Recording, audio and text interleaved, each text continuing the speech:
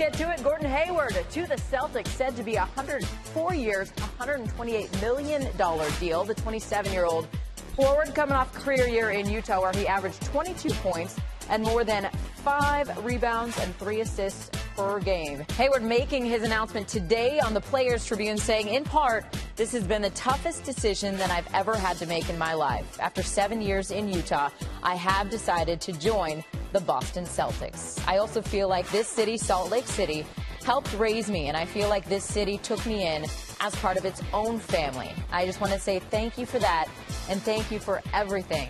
And now I've decided to sign with the Boston Celtics. So, second straight year, a high-profile free agent making his announcement here on the 4th of July. Last year, of course, Kevin Durant.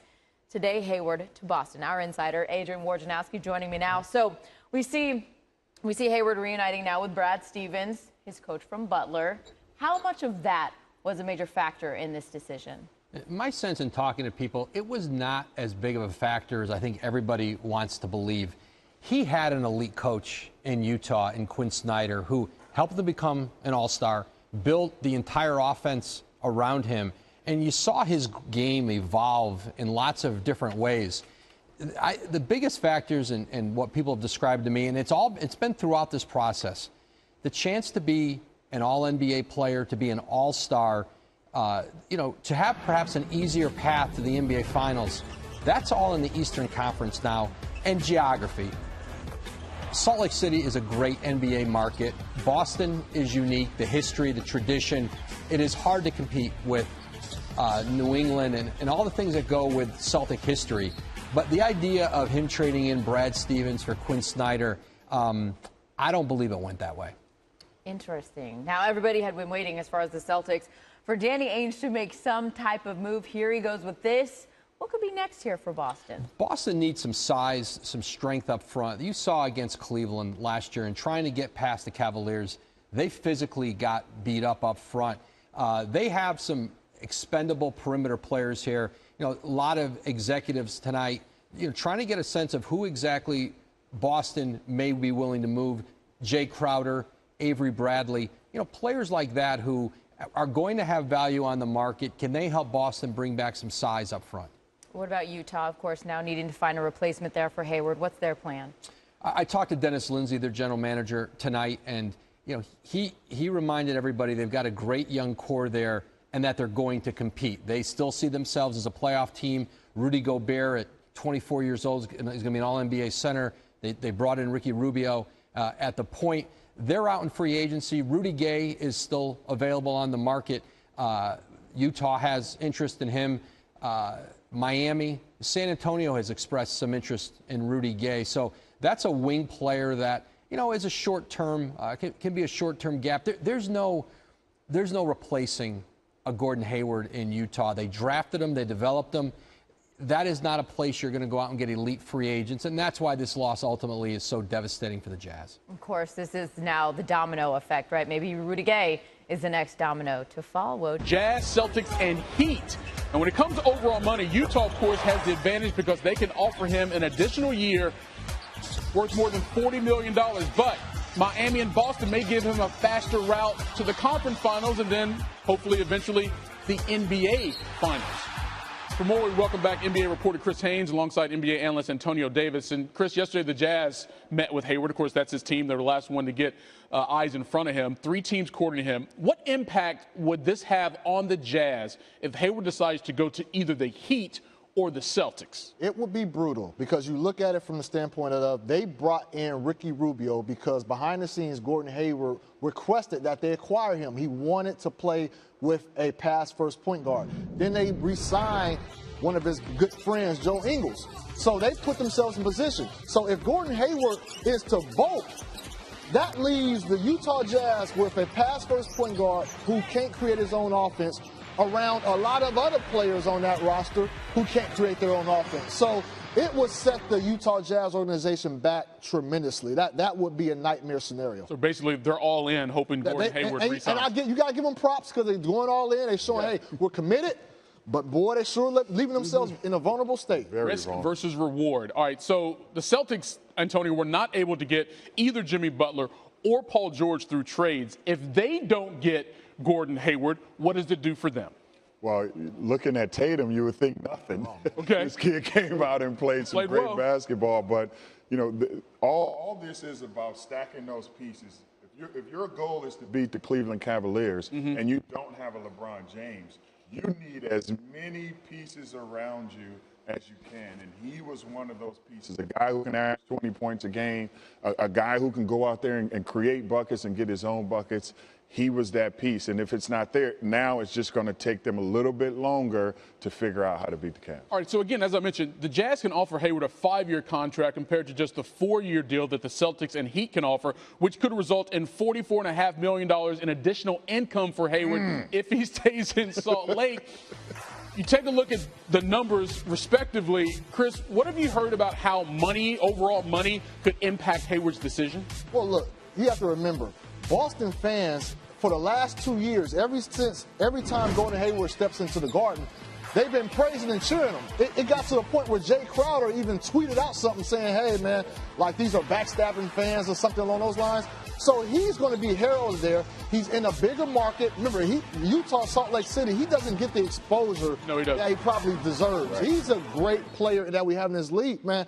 And so I think he's going to make that money up in endorsements, just more visibility. It's going to be twofold. That won't be an issue at all. Think about it this way. If he could get $10 million endorsements annually while he's on the Boston contract, that makes up for the money he would have gotten one extra year in Utah over the course of 4 years. That's $40 million. So that could be a goal. Antonio, what do you think? There's just a lot of different scenarios you can look at. I always talk about those other factors. If wifey is happy, if the kids are happy, that's $10 million right there. So it really just all depends on all those other factors. And it shouldn't always be about the money. Right. Yes, it's about business and the situation, playing on the basketball floor. He's able to make more money in this market. There's ways you can make it up.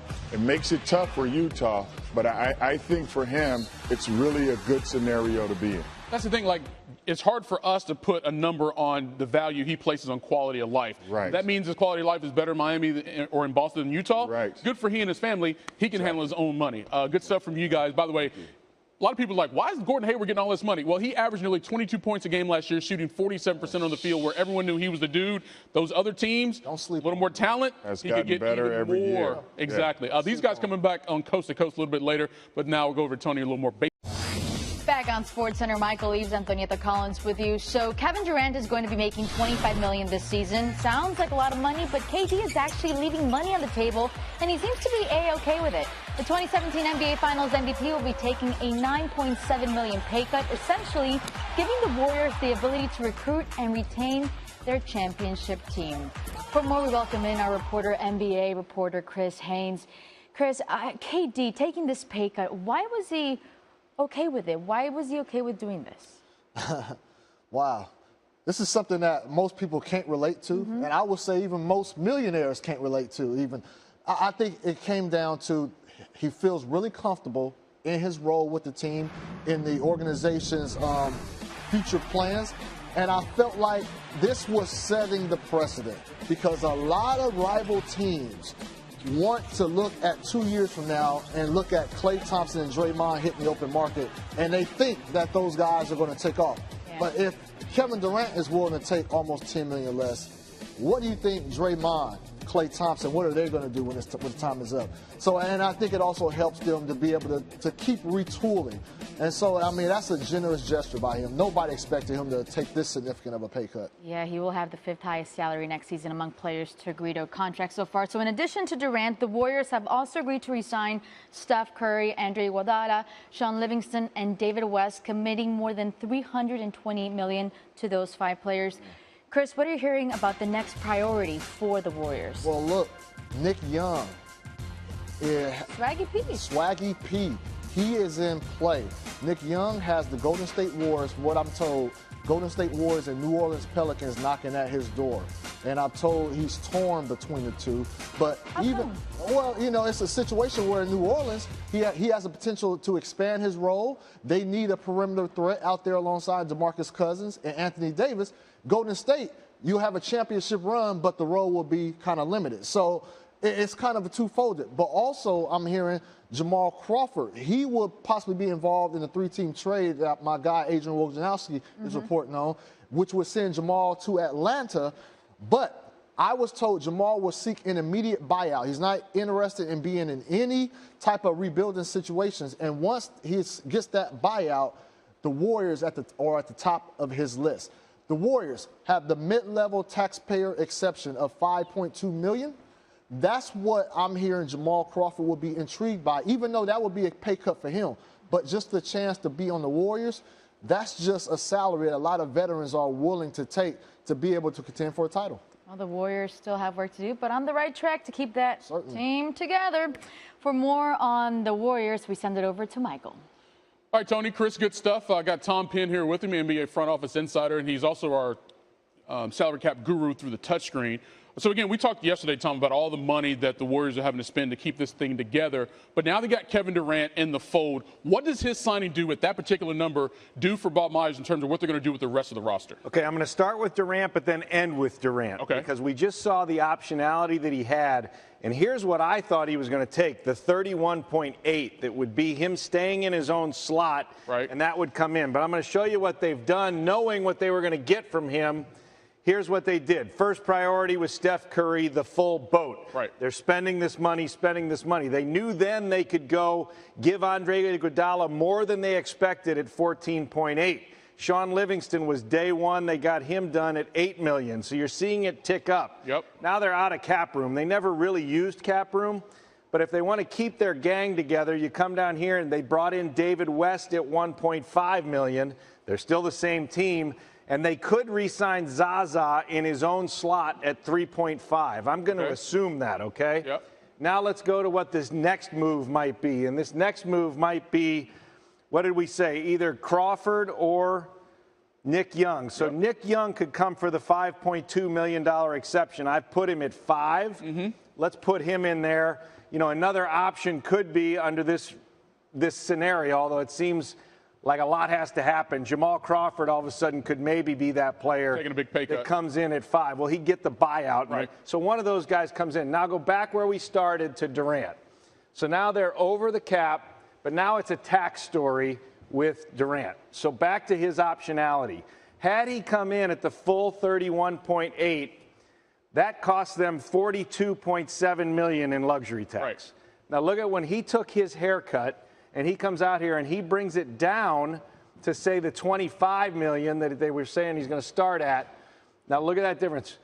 Watch the number and how much he saved them. Wow. He saves them that much money that then gave them the flexibility to do these other things and then add more veterans, because now the Warriors are in this very expensive territory where it costs you $3, $4 per player dollar that you add. Right. Wow. That gave the team a lot of flexibility and saved the owners a bunch of money because he was willing to take less. To do the rest of this. Yes. So it was like they knew he was going to do this. Knowing that gave them a chance to be as aggressive as they needed to be with everybody else. Good on Kevin Durant. Tells you how much he values winning over necessarily personal income. Tom, always good stuff, man. Intrigued. Wherever that ends up, that team will be getting a player coming off a career year. 21.9 points per game, marked the most by a Jazz player since the mailman, Karl Malone. Although Gordon was used on a career-high 28% of his plays right there, his usage rate, he was efficient, posting the most efficient season yet, 22.2 PER. And let's take a closer look, not just a highlight, a next-level highlight at Hayward's season and how efficient he was. The value on the floor, posting a plus 7.1 net efficiency, which would have ranked third in the NBA behind the Warriors and Spurs with Hayward on the floor for those Jazz. Utah's net efficiency dropped to plus 0.4, which would have ranked 11th in the NBA. Gobert with the pick for Hayward. That hits. He was a scoring machine on pick and rolls, averaging 5.6 points per game on those pick and rolls, almost a full point more than LeBron averaged this past season. Well done. How about the winning percentage and the impact? Wide open Gobert, skip it out to Hayward. Look at this ball moving. Beautiful George Hill. Bang. Free ball. Great basketball. And when Hayward, Rudy Gobert, and George Hill all played, the Jazz posting a record of 28-12. Winning percentage of .700, also recorded a plus 6 points per game differential. When he's on the floor, good things happen for the Jazz. Jay, Lindsay? All right, Kev, thank you much. We welcome in Chris Haynes and Antonio Davis now. Chris, I want to start with you. What can you tell us about where we stand in the Gordon Hayward sweepstakes? Well, look, for the Utah in particular, they did everything they could to put themselves in position to bring back his services. It was well known behind the scenes that Gordon Hayward was pushing for the Jazz to acquire Ricky Rubio, a pass-first point guard. And then they also re-signed one of his good friends, Joe Ingles. So they're in position to say, hey, we've done everything. We've listened to your opinion. We've taken your critique. Now let's return the favor. Now, if Gordon Hayward were to bolt, and I'm told Boston feels really good about their chances of getting him, that leaves Utah with a pass-first point guard who really can't, create his own offense alongside other guys who really can't create their own offense. Pass it to who? So they put it all in. I give them props. They put it all in and say, hey, please come back. Yeah. It's going to be a major fallout if he doesn't. He can't say no to that, can he? Yes, he can. Is he? Well, we talk about Miami over there. Come on, man. You got the beaches. You got the banners in Boston, the tradition. Man, You're shaking your head. Why? Well, I mean, there's just other factors. I found myself in a similar situation in 2001, going back to Chicago, where Tim Floyd was, who originally recruited me out of college to UTEP. And then I had Orlando, where I had my summer home, which I definitely wanted to go back there. And then Toronto was able to offer me more money to go back to Toronto. So there's just other factors. It's not always about winning and losing. Sometimes your wife has a different value set in this decision-making process. So there's so many other factors that you have to factor in besides the business aspect. And I chose to go back to Toronto, but I think if I had it to do all over again, I think I would have. You chose the money. Yeah, because it's not like today. There's a huge difference between 30 and 60 and 130 and 160. I mean, $100 million is $100 million. So we would just take that one off the plate once you get to that type of money. But then you have to start factoring in all the other things. How much would playing for your legendary coach, Don Haskins, right, have weighed in? Because we know that Hayward would have an opportunity to play with Stevens, his college coach at Butler. It's huge. I mean, it factors into, just your mindset and that comfortableness of knowing your coach and the way he's going to let you play and allow you to play. That friendship, I'm sure that they had. But there's a huge difference, like you said, between being in Miami and being in Boston. I think Miami has a little bit of allure because, they have that big guy in the middle like he had in Utah. He had the Gobert. He had guys who, this up-and-coming young team is intriguing to me in the East, because now you have an opportunity to be trending up and one day find yourself in a position to get in the East. And that's the thing. That's the attractiveness about the East, is that Cleveland Cavaliers are one injury away from a key guy from allowing anybody into that path to see. We all think the Warriors in the finals. I'm talking about Toronto, Washington. It just opens up. If he returns, which Utah hopes, it's facing Jimmy Butler. I forgot about Minnesota. It's all of them guys. It's stacked over there. It sounds like we're writing off Utah in this conversation. Well, just because you look at the other opportunities. I can't do that because just like AD took the money, the more money is in Utah. So you definitely have to weigh that. It's definitely a factor. Yes. But if Boston doesn't get him, people are going to be looking at Danny Ainge kind of strange, too. That's true. But I'll tell you one thing Gordon Hayward's not doing. He ain't taking $10 million less. Okay, Kevin Durant. I'll tell you that. That's for sure. You're still on that, man. You're like sour on that, right? $10 million. That's a team player.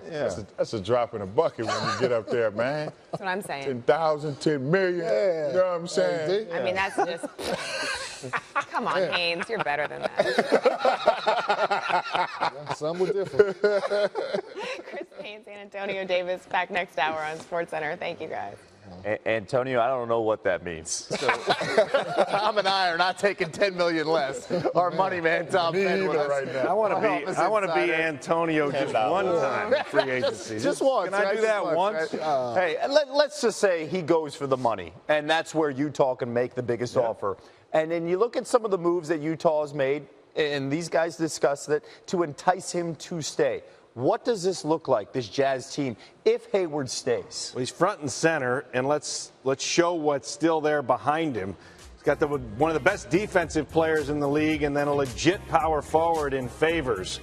So you go to what their challenge was. Their challenge was how to replace Hill, because Hill was going to leave. So they bring in Rubio as a positional replacement, aggressively trading for him. And what you get in Rubio, Chris mentioned it, you get a major upgrade in assist production.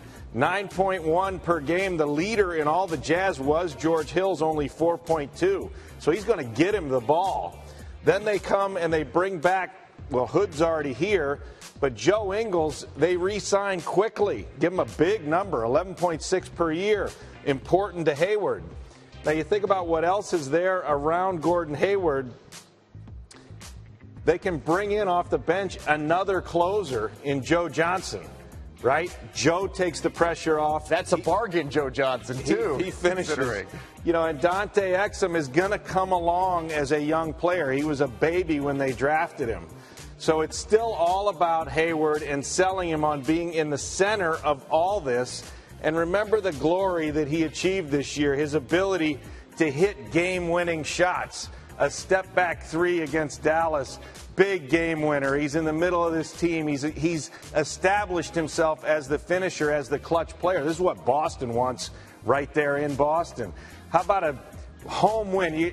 I'm playing this for him. I'm reminding him of this moment where he hits this huge shot against Cleveland. The place goes absolutely crazy. And LeBron, get out of here. Just walk off the court. It's over. That kind of stuff is what he has established with this team. And you remind him of all that. And then you remind him of this. For Antonio, a little differential. You get about $44 million more to stay. The home is where the heart is. Stay right here in Utah. You would get a Supermax contract when it comes to the touch screen here. Right? And is there such a thing? Here I'm establishing it, right? So the idea of the Western Conference just getting better and better each passing day. Yeah. This team made the playoffs a year ago, or I should say a season ago. What does this team look like with Gordon Hayward in the playoff scenario in the Western Conference? Here's the problem. That's my ranking right now, based on what we know. And they're still fifth. Because I think the Thunder have jumped them with the acquisition of Paul George, and they're not getting past the Warriors. You still got to put the Spurs ahead of them. So they still sit right there at fifth. So if I'm negative recruiting against Gordon, it's like, look, you're not going to get there with what you got. Yes. Because everybody else in the arms race in the West. So I still think they're right there where they were. They finished fifth. They had 51 wins, and they won a playoff series.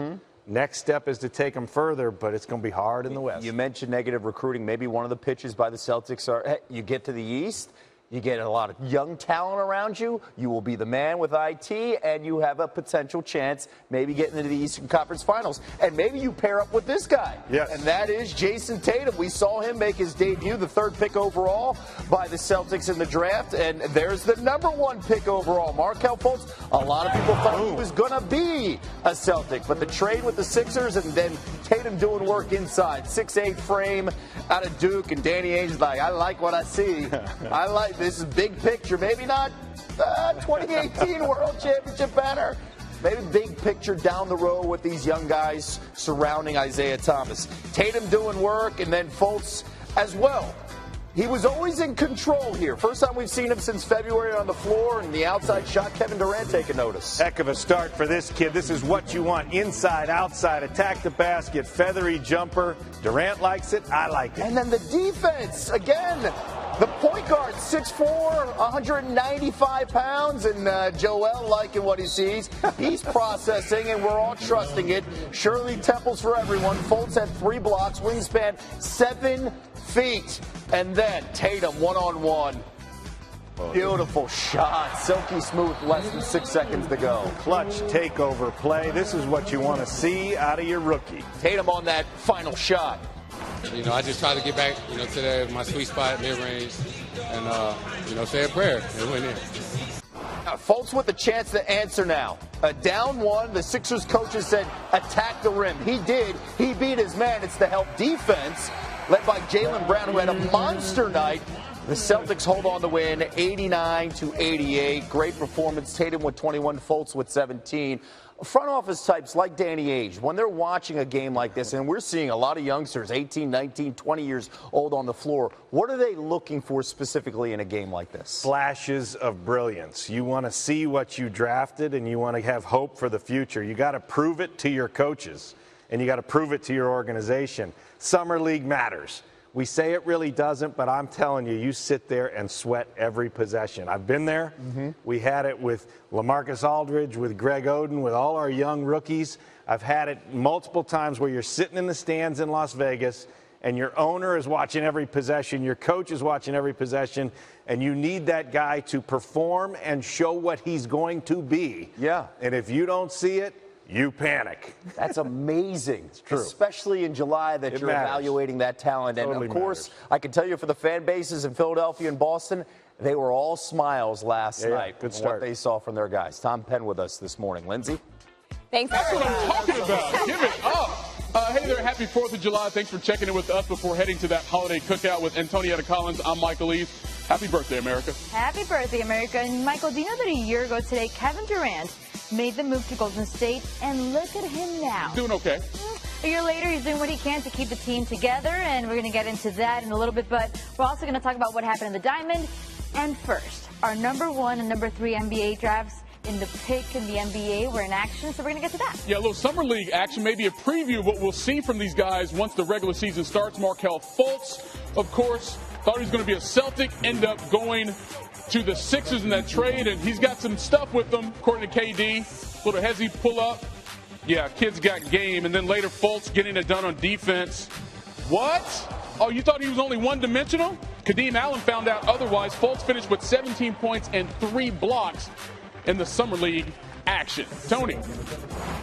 As he continues to get better and have that experience, he'll make plays. Love the fact also that he's blocking shots. Listen, you don't get many guards blocking shots, but I love the fact that he's going to attempt and understand in order for this Philly team to win, with all that talent that they have, he still has to continue to add extra things, blocking shots, being a good defender, being unselfish.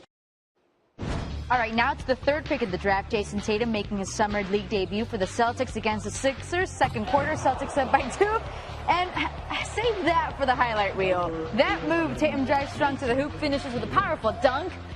All right, now 10 seconds left in the game. Celtics down by 1. Tatum drives, pulls up, drills the jumper. Clutch shot by Tatum. Sixers would not score on the other end. He finished with 21 points, 7 rebounds. Antonio, what did you think? Now you see, if you get Brown on one wing and Tatum on the other, you got 2 guys attacking, 2 guys who can defend, and this guy is showing you he can do multiple things. He can step out and shoot. He can actually post up in a lot of different smaller guys. I love his patience. He doesn't try to do stuff that he can't do. He knows where he wants to go, and for young players, that's very difficult. It's seeming like the game is slowing down for him. All right, time for an NBA free agency update. Sources tell ESPN that the Clippers are trying to acquire Danilo Gallinari through a 3-team sign and trade deal, which would include sending Jamal Crawford to Atlanta and draft compensation to the Nuggets. Now, Gallinari became expendable in Denver when Paul Millsap agreed to a free agent deal with the Nuggets. And Crawford offered his thoughts on Twitter, a little subtweet here at @JCrossover. Sometimes all you can do is sit back and laugh. Of course, Crawford spent part of his NBA career in Atlanta with the Hawks. Gordon Hayward, he wrapped up his free agent recruiting tour with a 3.5-hour meeting with the Jazz yesterday. That's according to our Adrian Wojnarowski. Now, newly acquired Ricky Rubio actually flew in from Spain to attend the meeting. Hayward is now mulling over contract offers from Miami, Boston, and Utah, the latter of which can, of course, offer him 1 additional year. Now, Hayward has spent his entire career with the Jazz, and his name already sits near the top of the franchise record book in many categories, such as points, three-pointers, and free throws. And besides familiarity, the one decided advantage Utah has over Hayward's other suitors, total money. The Jazz can give him more than $172 million thanks to that extra year that would be a 5-year contract. Michael, elsewhere, Kevin Durant agreed to a new contract with the Warriors, a 2-year deal worth approximately $53 million. The 2017 NBA Finals MVP will be leaving millions of dollars on the table, and as a result, giving the Warriors every resource possible to recruit and retain talent. And just to put KD's pay cut in perspective, among the players who agreed to new deals this offseason, Steph Curry, Kyle Lowry, Blake Griffin, and Paul Millsap will all have higher salaries than Durant next season. In fact, Durant will be making only $2 million more than J.J. Redick.